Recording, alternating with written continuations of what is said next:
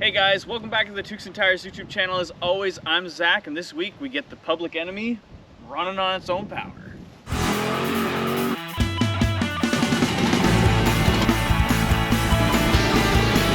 Hey, is that Timmy's? Yeah, because we're in Canada.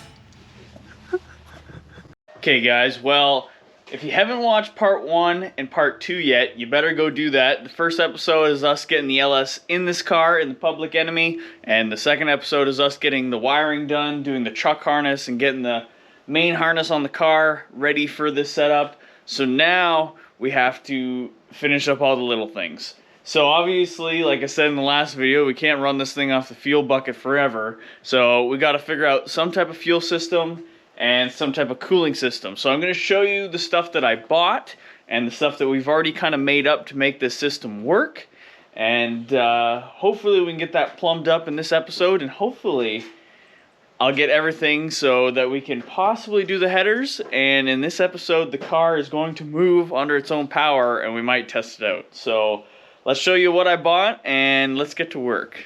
Okay, so this is everything that I've bought, and then there's also one part that Evan gave me that he had. He also has a fan to go onto this rad. So this is just a Honda Civic rad, the cheapest one that you can buy online. I think it was like 60 bucks. But it'll be enough just to cool it in between passes and stuff like that. So obviously, because we're not street driving this car, mind you, allegedly it's going to turn into farm equipment at the end of this episode because we need to roll the lawn and get to our field where it's at. But it'll be enough to do that. And then Evan had this fuel pump. It pumps about, I think that it said it can do like max like 120 psi, so that's plenty for the system that we're going to be running. To regulate it, because the fuel rails that are on the intake that I have doesn't have a return line, so we're going to be running this Corvette style filter regulator, so that will make stuff really easy. There's the part number on the box for that.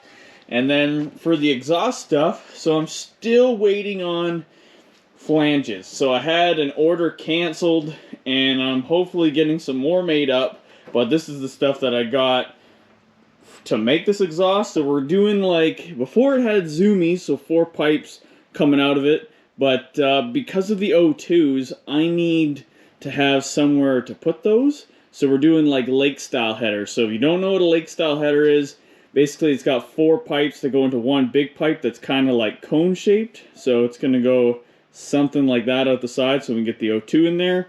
We're going to paint them up white like what he had. I got some white paint around here somewhere. But we're going to be cutting up this 4-inch tube, which she's heavy duty. She'll never rot out. And we're going to try to make those up with those pipes that I have. So hopefully we'll get that stuff within this episode. I think it will be possible. But I think we're going to jump onto the cooling system first, because we got to see where that's going to set up. And I'll also show you. So you can see here, we're already previously made up. Dad made up this bar here so that we'll be able to set our rad onto. We just got to do some kind of ears coming off to support it. And then for the fuel system, because Evan had this tank on here originally for his fuel system, so we're like, hey, might as well reuse it.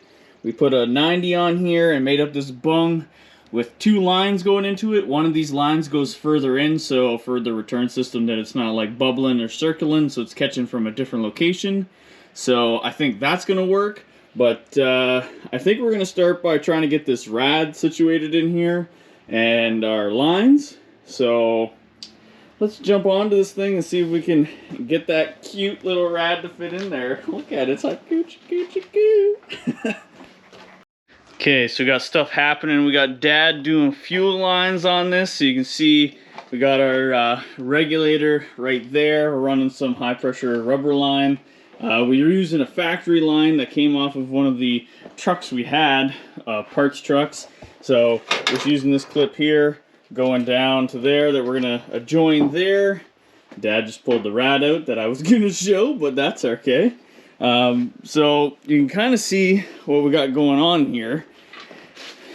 We got our filter, or not our filter, our pump there.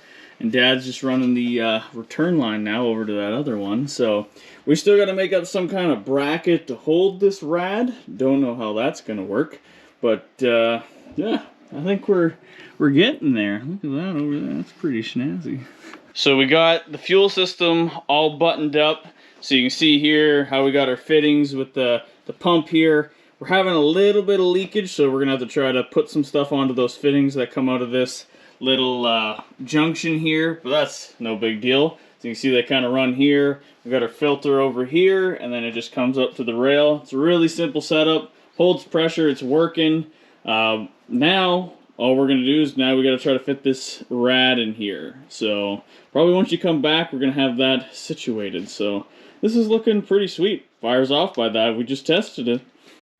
Okay, so it got pretty late last night, so we just finished up a few things. So you can see we got the rad installed. I actually had to go out today and get some hose clamps for the upper and lower rad hose. We just had those hoses laying around here. This one actually came from the Corvette, so that's kind of funny. So you can kind of see here that the rad's pretty sturdy. We just got like little hooks on the bottom, and the rad hoses are enough to hold it in place. Fuel system, it's a little hard to see, but you can see how the hose comes off the back there. Got our fake moon tank on the front here. It's got that lip cap like that. And then you can see how our pump comes around there to our fuel filter regulator and then just up to the rails. So that's pretty slick. If anybody knows me, my signature thing is to put an Arizona can as the overflow jug. So we had to do this on this car. Looks pretty sick. A few other things. I actually I took the transmission blanket out and washed it. Put her on the spin cycle. Let it go. Now you can see it's very clean in there. And oh yeah, we got the gas pedal all situated in there. We actually had like an 80s van, so we just robbed the gas pedal out of it. And I put a little nylon block in the bottom there for your foot to rest on. So that's pretty cool. We got all our switches labeled. We got the shifter all nice and sturdy now. And then I had to just put a new momentary switch on the trans brake. So that works. And then we finished up in the back here. So you can see this is where we got our battery placed. And we got our kill switch. All I got to do is make up a little tag to see which way you flip that. And the way you can see this is set up back here is that even if you want, so these cables were original that he had that you could plug in, so that obviously before there was no battery on this car, so you could start it. But now it's still able that you can have the switch off and charge the battery if you want, and that this system will be able to be killed. So we just got cable going to the switch, and then this cable is actually supposed to go into the battery box, but we don't have a battery at the moment, so that's just how it's set up. So that's looking pretty sweet. Lacey, did you just get up? Yeah? Yeah, you did. Huh? Yeah, how's it going? Oh, tipsy. So now I think we're going to move on to exhaust, and we're going to be making these lake-style headers. So here we go. Okay, so the way we're going to start off on this is all the stuff I have so far. So we're still waiting on the flanges. I'm actually getting a buddy to make those up because my order got canceled. So hopefully with all this stuff so far, we'll have enough to make it. So I basically just bought two of these J-pipes. I think they're like 1.75 inches. So hopefully out of this we'll have enough for one header. And I measured it out off of, for some reason they gave me one that was a little shorter than the other, but I measured it off the short one. So we should have enough to do it, even measuring with that one. And on short notice, I bought, this is a 4-inch and it's got like a 1/8 wall, which is pretty heavy duty, but on short notice, this is what I could get. So, I mean, it just never rusts. So that's cool. So the way we're gonna start with this is we're gonna cut 2 pieces down to 2 feet. So that should be enough to here. And then we'll be able to get O2 in it. There's going to be about 8 inches for back pressure. I know you're supposed to have more than that, but it'll be fine. So we're going to cut 2 pieces off at 2 feet, and then I'm going to show you guys what we're going to do to actually mark this out to cut the taper in it, because these pieces are going to be cones, so they're going to go start at 1.75 inches and go out to 4. So I'm going to show you that once we get these two pieces cut up to 2 feet. So let's get cutting.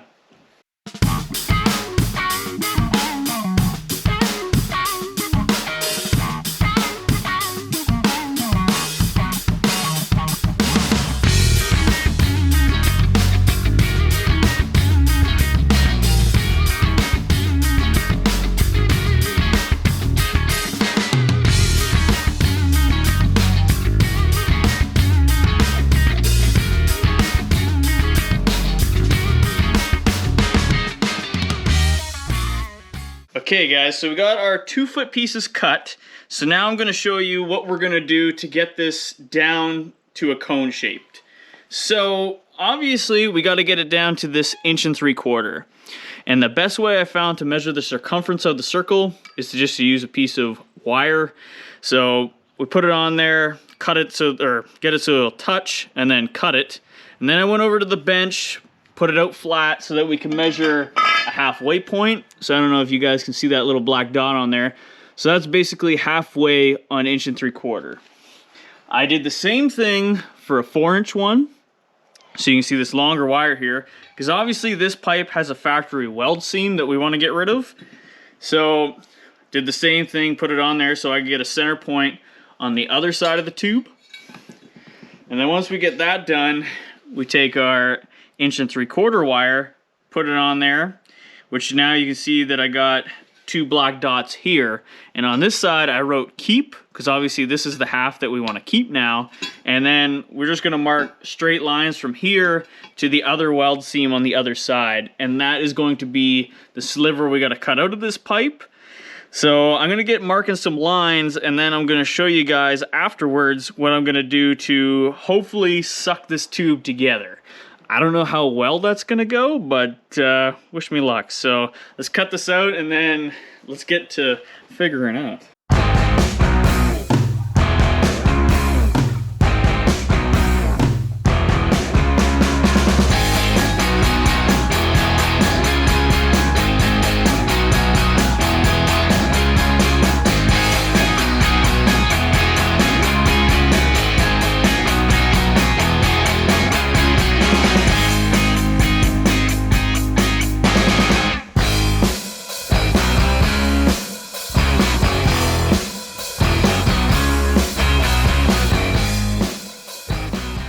Okay guys, so you can see that we just got that cut. This is actually just the first one.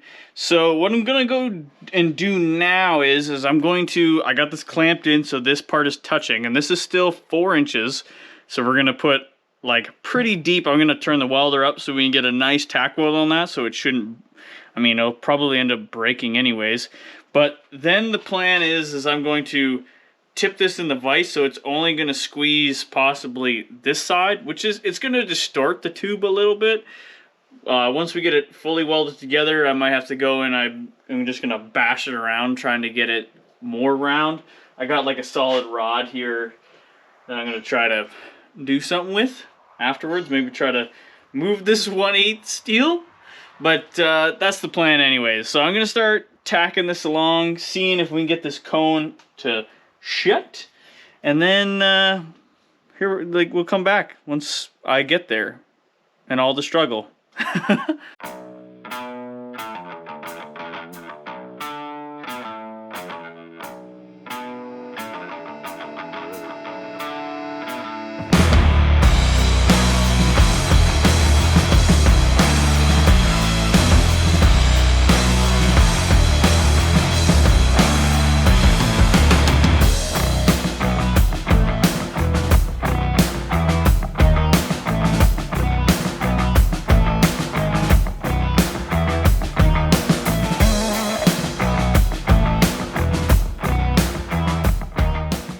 So after a long time getting this straightened out to the best of my abilities, this is what we ended up with. So you can see how much of a cone it is compared to the original tube. So I still have to do that one. And you can see just the weld on the backside after I ground it a little bit. It's not perfect, but you'll never see it. You got to figure, like, the way I think about it is teenagers back in the 60s building a hot rod, or a drag altered. You know, it probably wasn't perfect either, so that's the logic I'm going on. So that'll be good enough for me, and should make this thing look pretty wicked. So all I gotta do now is wait for the flanges, and then we'll be making up the rest of the tubes. So I'm gonna get that other tube done, and then we'll come back to once we start making up all the pipes and getting them all fit up to this. So let's get at her once I get there. Okay, so I got both tubes made up now, and I also thought I'd let you guys in on the joke. I mean, she's injected again. She's looking sick. Even works, you know, like, you know, I can't beat that. But, so we got our flanges. Want to do like a huge shout out to Kenny's brother. If you don't know who Kenny is, he's one of my best friends. Pedro, so thank you for getting these flanges made up. This is wicked. So now we're going to be able to start making up all our tubes. Our, I don't know what they call those. But, yeah, I got to just see which side these are going to get bolted on. I think we're going to start on the driver's side. Just because the steering shaft goes here.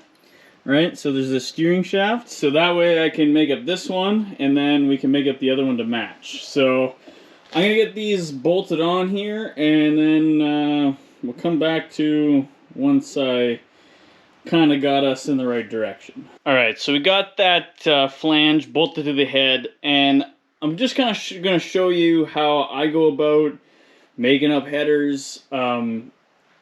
Obviously, I always find the first tube is the most crucial when you're building, obviously, a set of headers like this, because this is going to set our angle. So basically, it's going to come like, you know, like so.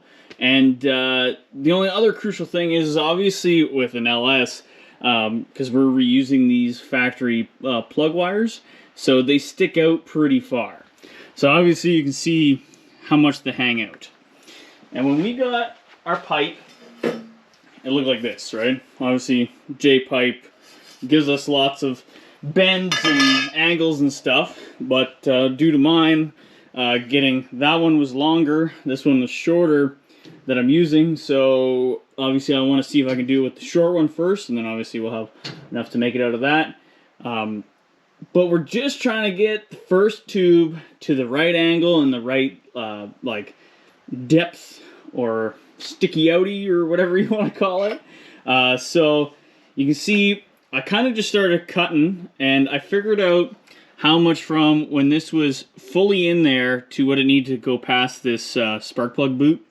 So I found out the best way to cut it was on the long side, was to cut what I needed and then leave the short side the length it was, because that tube right here should be long enough for our last runner. So I should be able to cut this one for the two in between. Let's hope. But anyways, so you can kind of see I cut it 90 and I cut it to what we needed to cut. So you can see we got a space around our boot here. And now what I'm doing with the tape on here is finding our angle it needs to get cut on so that it can line up to this honking tapered tube. So basically now I'm just going to cut this and then figure out where that needs to go on there. And then after that, it's kind of history. We just basically make up the other ones to fit into this one. And then for cutting the holes into the side, what I'm going to use is the plasma cutter. But if you didn't have that, you could definitely use like a hole saw or, you know, a drill. You know, just drill a whole bunch of holes in a circle, knock it out, grind it out. But since I have the plasma cutter, I'm just going to use that to make the holes in the side of that. But I'm going to get cutting this one and then get it so it fits up here and we get our angle going, and then I'm going to start making up all the other tubes. So here we go. So we got that tube off the motor now, and we got it over here at the bench. And what I'm doing now is, as you can see, I'm taking my tubes and I'm going to fit them to this tube. So as long as we don't bend this here, it should stay fairly straight. So I'm going to start by getting the long one installed, and I'm going to scribe this to the tube. And once I get it scribed, then we're going to draw a circle around here, and that will be the hole that I got to cut out of the main tube. And then all we got to do is cut it off here, and then I'll most likely tack them in place and then just go bolt it back to the block to see how it's going to fit. But that's what we're dealing with so far. It's looking pretty sweet. I'm digging it. So let's bang up the rest of these tubes and get a header made. Well, isn't that looking sick? I still got to put the bung in it for the O2. We're going to kind of do it on an angle here. I know we're getting kind of close to this last tube here, but, you know, it's the best I can do to kind of hide it, and, you know, it's probably going to work. But the way I went about this, so obviously you saw me make up that one tube, so I made up all the rest. I fully welded them out here, leaving this loose on this end, but I made them so they stuck through, obviously, this 3/8 flange. Then what I did is I bolted it back to the engine, and then obviously got this straight, tight to the head, and then we just went in and fully welded out all the way around all those. So that way it makes the flange nice and straight and held this in place. So now we got ourselves one wicked lake style header. So I just got to make up the other one for the other side, and then we're going to be throwing some white paint on it, and then we might be trying to fire this thing up with the friggin' lake style headers. I think that's going to look absolutely amazing. Look at that thing. Looks super cool. So we got both of those headers made up and painted, and they're looking pretty sick. Had a few little things to fix up. I had to do like the dipstick tube and stuff like that, but we're still waiting on a fan and a set of gauges, but I think it's gonna drive. So we're gonna try it out here and see if it moves under its own power for the first time with the LS. Here we go. We're gonna try her out for the first time, see if she moves. Okay, so we're in, alright? Yeah. So we need that. You ready?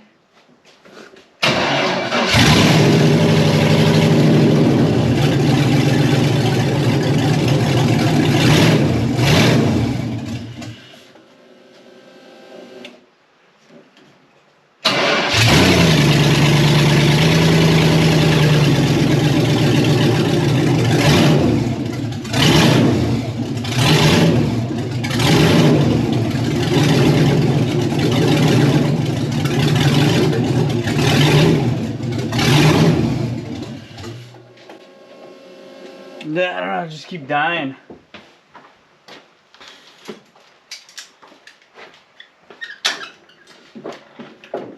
Technical difficulties.